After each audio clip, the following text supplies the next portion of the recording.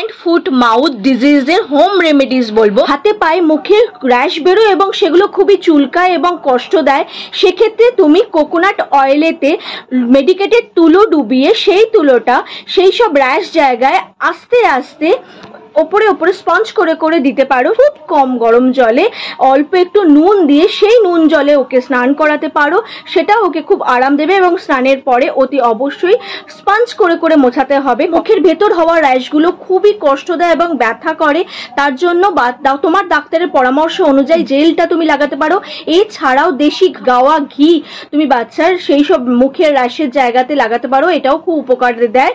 এবং বাচ্চাকে এই সময় ডিহাইড্রেটেড যাতে না হয়ে যায় তাই জন্য অনেক পরিমাণে জল, এবং বাচ্চা খাওয়া দাওয়া ছেড়ে যায়, সলিড ফুড ভালো করে খেতে পারে না, তাই চিকেনের স্যুপ, ভেজিটেবল স্যুপ অবশ্যই ঠান্ডা অবস্থায় উষ্ণ অবস্থায় তাকে খাওয়াবে, কখনোই গরম ভাবে নয়।